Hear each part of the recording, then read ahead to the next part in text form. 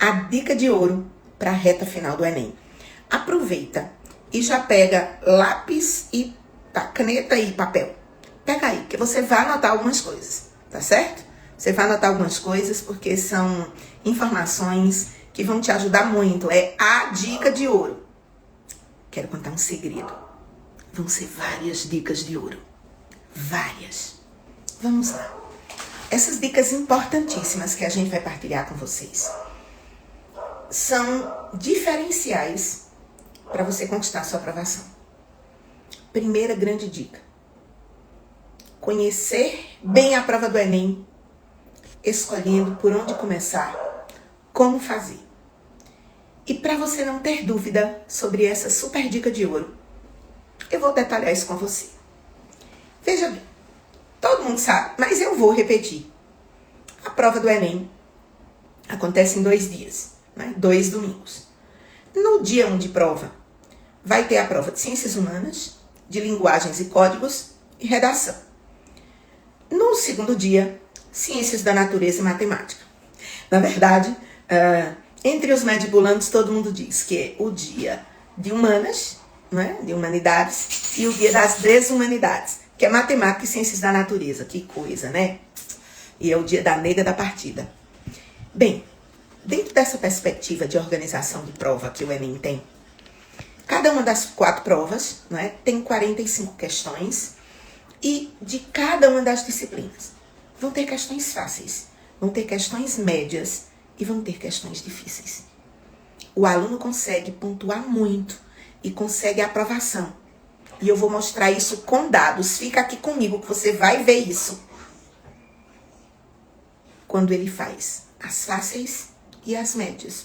As difíceis, se der. Se der mesmo. Às vezes não dá.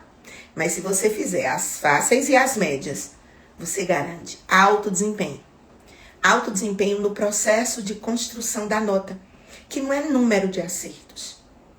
É correlação entre os acertos, dentro da teoria da resposta ao item.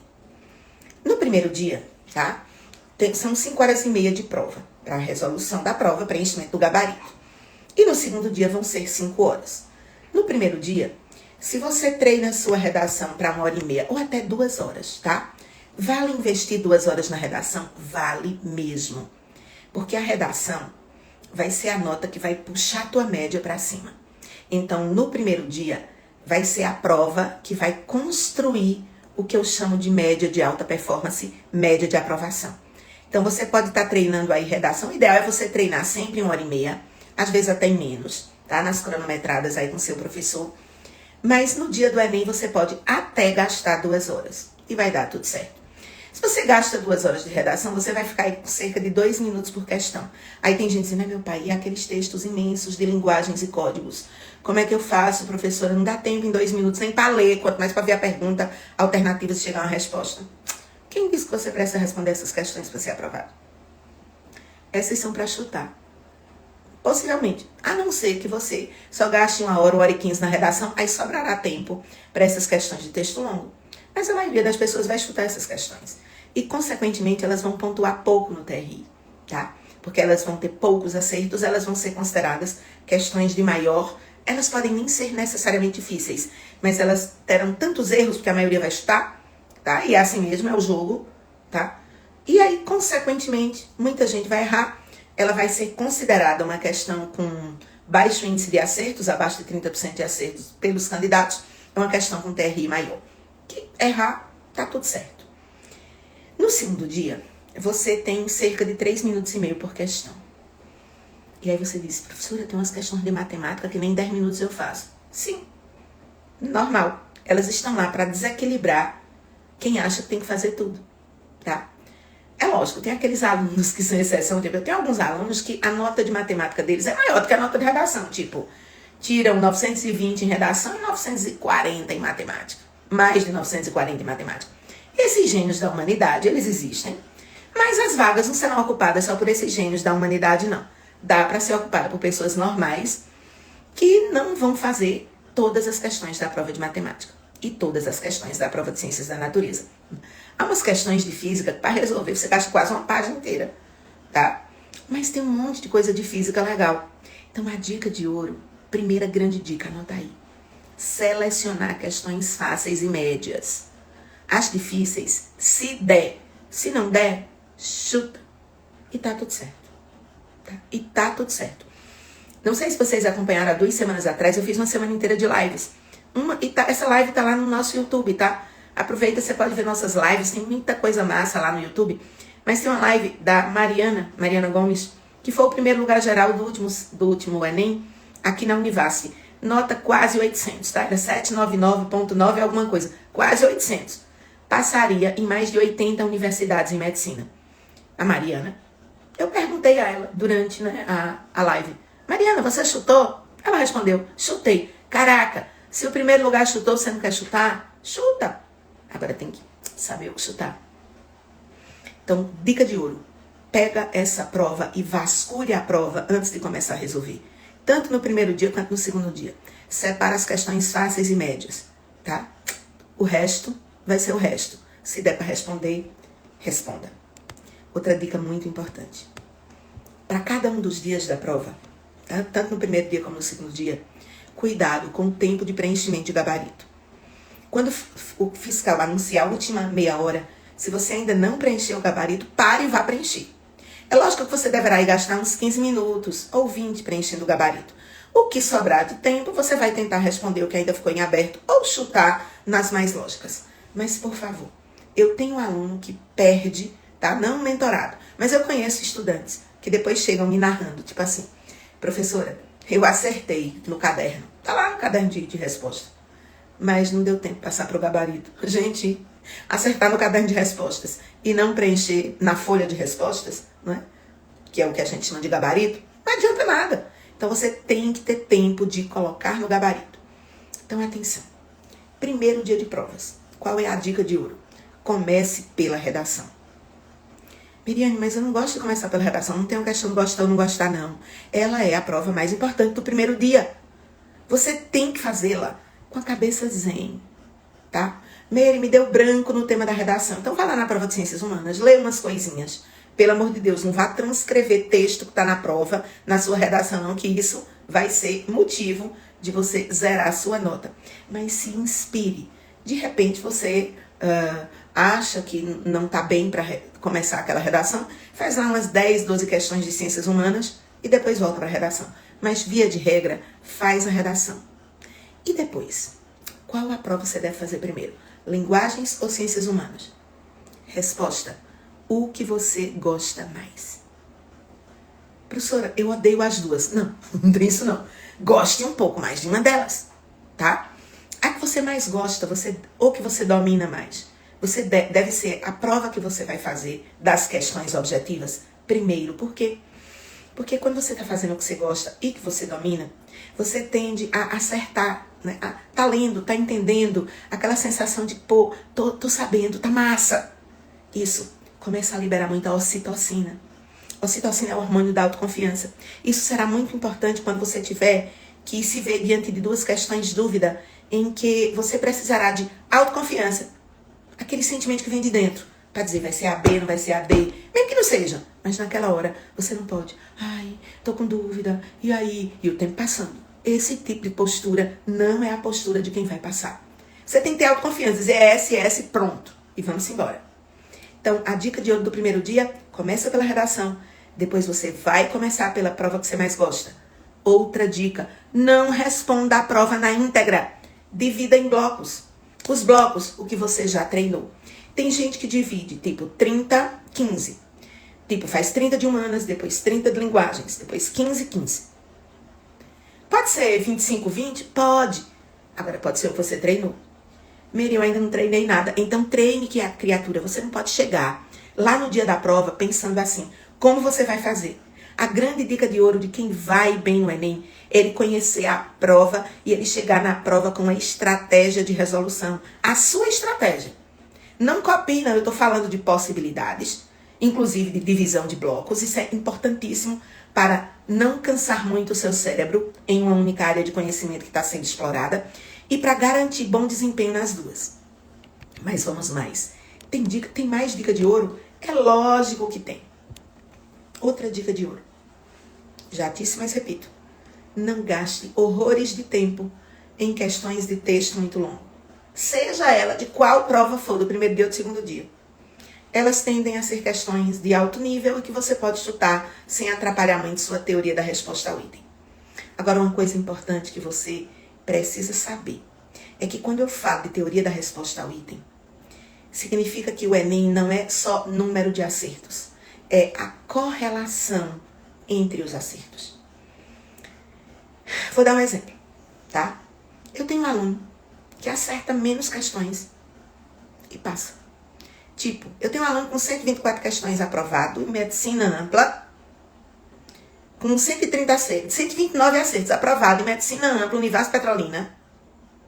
E tem um aluno que chegou para mim depois, é lógico, mas que fez 140 e não passou. Por que, professora? No mesmo ano de Enem, tá? Por que, professora? Não fez o que eu chamo de TRI+. Tornar os seus acertos eficientes, tá?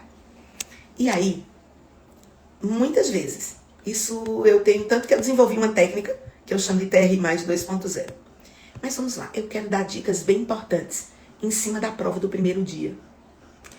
Na prova de linguagens e códigos, serão 40 questões de linguagens e 5 questões de língua estrangeira, inglês ou espanhol.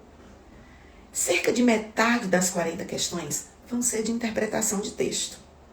Agora tem um detalhe. As 5 questões de língua estrangeira também serão de interpretação de texto. Há uma correlação muito grande entre elas. Se você errar uma de língua estrangeira, tudo bem. Se você gabaritar, melhor ainda. Mas se você errar 2 das 3 questões de língua estrangeira, significa que você não tem capacidade interpretativa. Isso vai acabar com o seu TRI na prova de linguagens.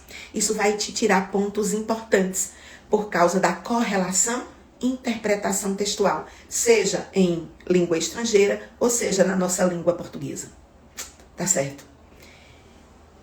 Eu quero dizer para você que muitas vezes é a maneira de acertar que faz você ter uma nota alta.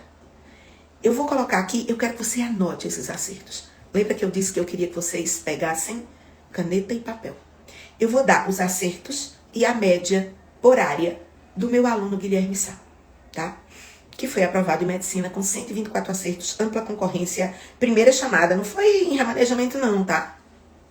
124 acertos, ele fez 766.04. Linguagens e códigos, 31 acertos, nota 634.6. Foi excelente, foi muito... Ele gabaritou as de inglês, que ele tinha escolhido inglês. Então, 31 acertos em linguagens e códigos para 634 de nota, foi perfeito, tá? Ele teve o que eu chamo de índice de coerência, eu analiso isso para os meus alunos, eu criei com minha equipe um sistema e a gente criou uma medida chamada índice de coerência, que correlaciona acertos e TRI. O índice de coerência dele beirou 100%, tá? Ou seja, acertos altamente estratégicos. Ciências humanas, ele acertou 35 questões, média 690.6. Ok, ele chegou a uns 80% de índice de coerência. Agora, olha isso. Ciências da natureza, 30 acertos. Nota, 720.4. TRI perfeitíssimo. Ele chutou as difíceis e estava tudo certo. Agora eu vou dizer uma coisa que você não vai acreditar, mas é verdade.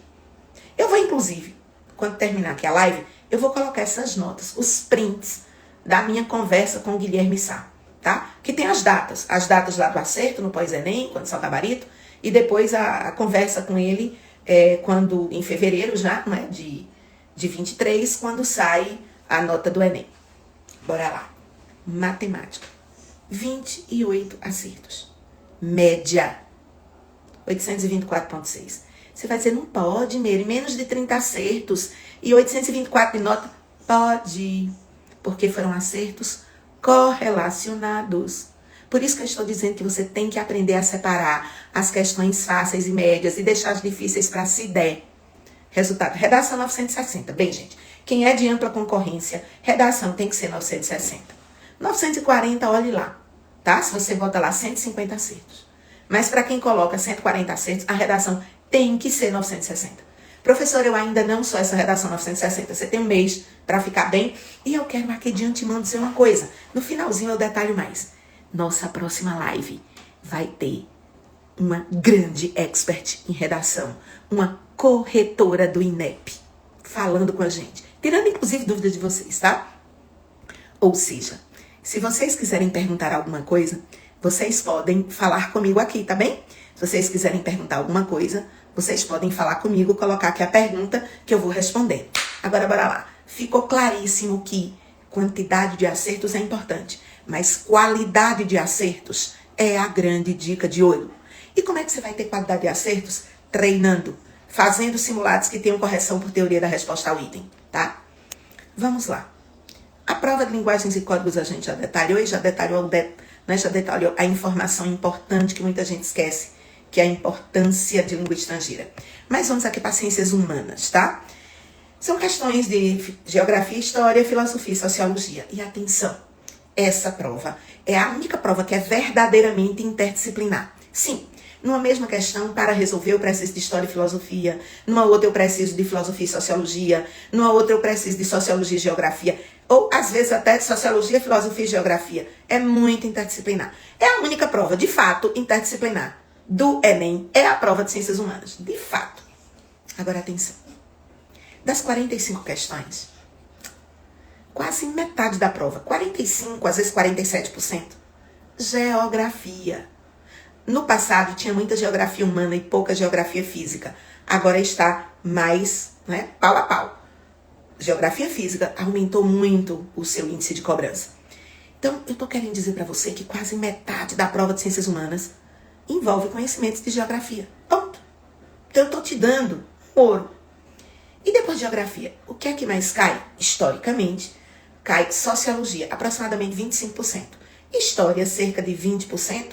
E filosofia, uns 10%. Agora, atenção, vai ter muita questão de história que vai precisar de filosofia que vai precisar de história, de sociologia e por aí vai.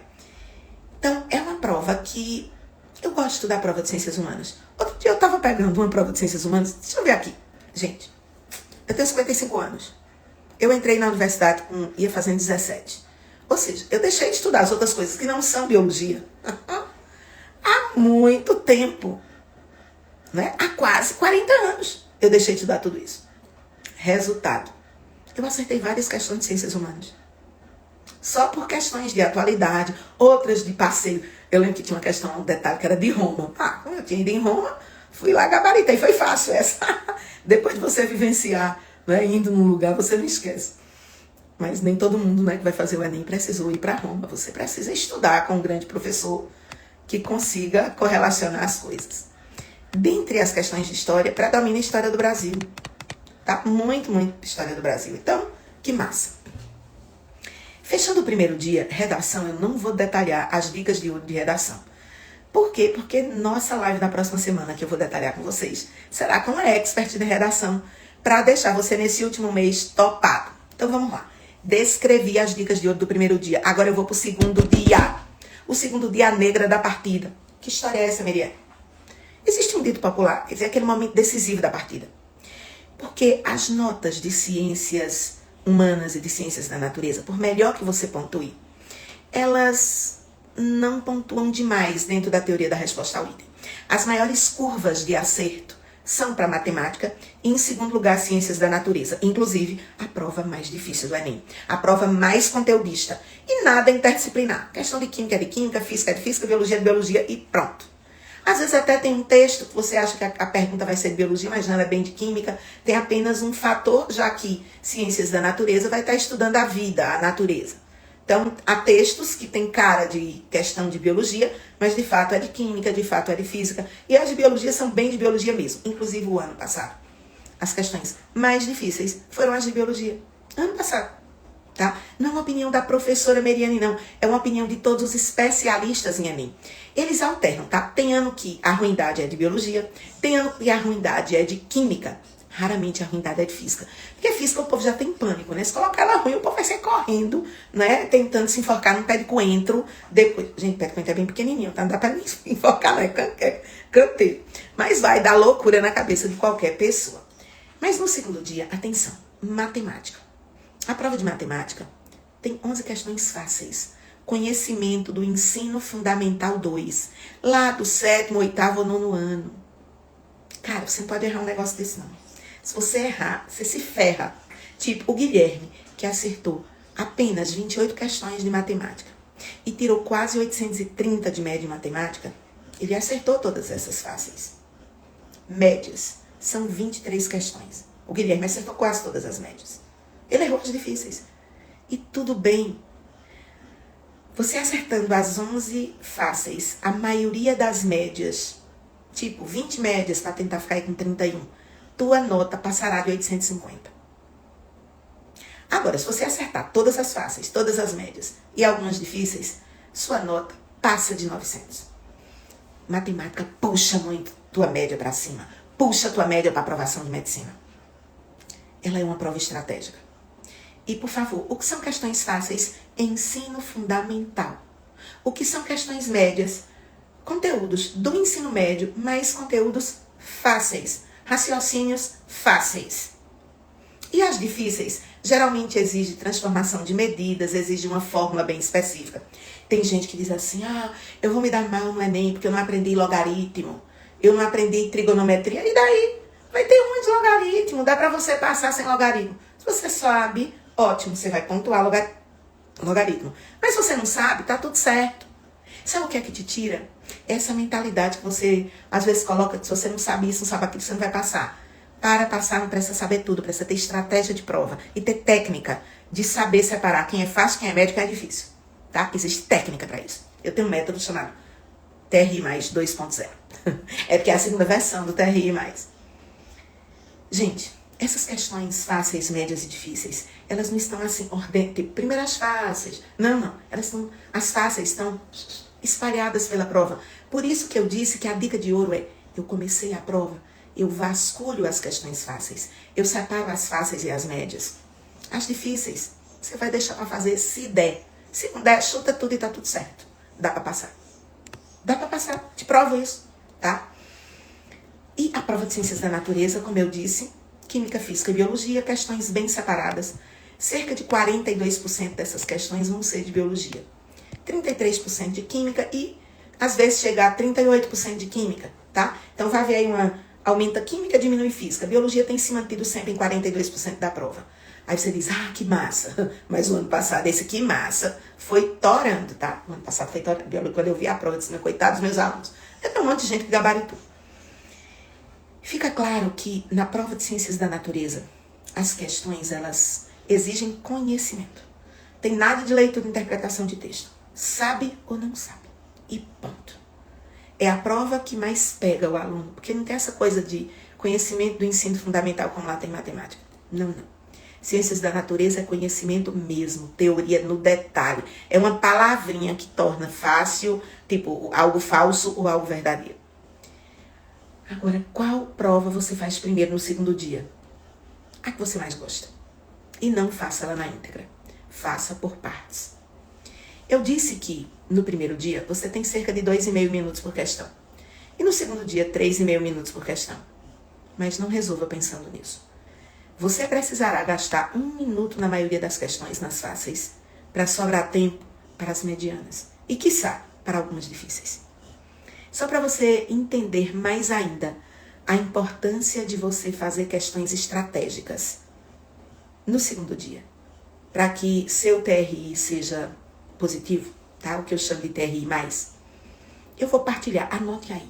Eu vou partilhar os acertos de Vinícius Ramalho no Enem de 2023. Os acertos de Guilherme Sá foi Enem 2022, SISU 2023. Agora eu vou partilhar os de Vinícius Ramalho, tá? Que fez o Enem 2023, obviamente SISU 2024, tá lá na Federal de Pernambuco, feliz da vida. 143 acertos. Nada de excepcional. Porque tem gente que diz, se eu não chegar em 150 acertos eu não vou passar. Depende. Tá? Depende. Ele fez 38 acertos em linguagens. 682. Foi incrível. O TRI dele foi positivíssimo. Tem um monte de gente que faz 38 acertos em linguagens e não passa de 630. Ele quase chega em 700. Isso é muito, muito positivo. 42 de ciências humanas. 739. Perfeito. Também. Tá? Perfeito, perfeito, perfeito. Somente acertou 31 de Ciências da Natureza. Fez 709 de nota. Mesmo assim, foi muito bom. 32 em Matemática. Fez 783. Redação 960. Média simples, 774. Média com os pesos da UFPE, porque a UFPE tem pesos. Tô falando de bônus, não tô falando de peso. 784,94. Quase 785. Passou na primeira lista do SISU. O que é que eu tô tentando dizer para vocês? É que a grande dica de ouro é você ter uma estratégia de prova, onde você consiga reconhecer questões fáceis, medianas e difíceis, e usar o tempo de prova nas questões fáceis, nas questões medianas. Isso vai fazer a diferença. Isso vai fazer a diferença para o seu acerto. Seu acerto que vale muito, tá? Bem, chamando a atenção, né? Resumindo o que eu disse. O primeiro dia tem questões mais fáceis. Todo mundo acerta mais no primeiro dia. O segundo dia, você tem questões mais detalhistas. Tanto no primeiro dia de provas como no segundo dia de provas, você precisa fazer blocos, dividir. Não pode fazer a prova integral de nada, porque isso vai pesar muito o seu pensamento, só para aquela área do conhecimento. Isso vai lhe cansar mais. E quando o cérebro cansa, começa a errar bobagem. Professora, mas eu erro besteira. Todo mundo que passou errou também. Tem que tentar errar o mínimo, tá? Para você ter treino, você precisa, nos dias que nos separam aí do Enem, tem mais de 30 dias, você precisa fazer simulados, treinando essa estratégia. E treinando mesmo, tá? Simulado semanal. De preferência com correção pela teoria da resposta ao item. Aqui, inclusive, tá o BIOS. A gente vai ter 2 simulados online, perfeitos. Um da Triaduc e um da Evolucional, durante a revisão. Para quê? Para o aluno lapidar a estratégia. Agora, essa estratégia que você lapidar, você tem que chegar no dia da prova do Enem e executá-la. Eu tenho um aluno que perdeu o Enem daquele ano, só foi passar no ano seguinte, porque inventou de mudar a estratégia no dia da prova do Enem. Não pode. Isso é a pior coisa que você pode fazer na vida. É mudar a estratégia no dia da prova do Enem.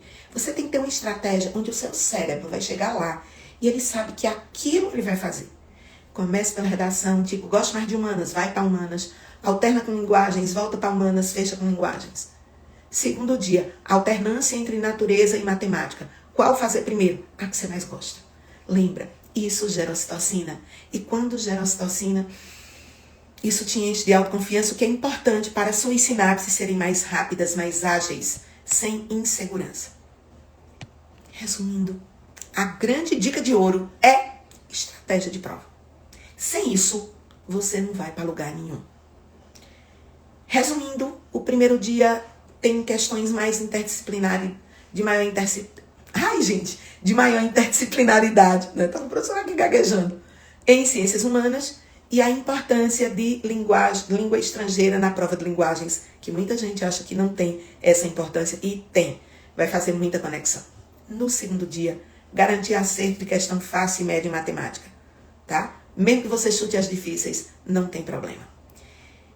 Tem muita gente que tem pânico de física. Se eu disser aqui, das questões de física, metade vai ser de física teórica. Estude física teórica. A maioria das questões de física no Enem não é para fazer continha, formulazinha. É compreensão teórica de um fenômeno físico-químico. Atenção! E se repetem. Então, você fazer provas antigas do Enem, você vai ver raciocínios que vão vir com outro exemplo, mas na mesma ótica. Na mesma ótica. E, por último, redação, tá? E a minha dica de ouro para redação é você assistir a live da próxima semana. Por quê? Porque nós vamos ter uma convidada para lá de especial. Quem é essa convidada? Professora Vera Medeiros, professora do Instituto Federal do Sertão Pernambucano, expertise máxima em redação, tem doutorado em redação, tá? Doutorado em letras. A única pessoa dessa região que é corretora do Enem, corretora, mudou muito as regras de correção. No Enem de 2023, as regras mudaram muito, tem uma tal de uma coesão profunda, que Vera vai falar para vocês. Quando, na próxima segunda, 19h07, eu vou estar numa collab com a poderosa Vera Medeiros. Poderosa mesmo, gente. Ela é sensacional. Antes dela ser professora do Instituto Federal, ela dava aula, né, na rede privada. E ela foi professora das minhas filhas, lá no Colégio Auxiliadora. Minhas filhas arrebentaram em redação, né? Carol passou em medicina, Karine passou em direito, tudo passou em federal, direto do terceiro ano. Foram alunas dela. Ela ajudou muito a construir a competência redacional das minhas filhas. Eu sou fã dela de hoje, de muito tempo. Ela tem um trabalho incrível. O João disse, qual é a melhor estratégia para fazer a prova?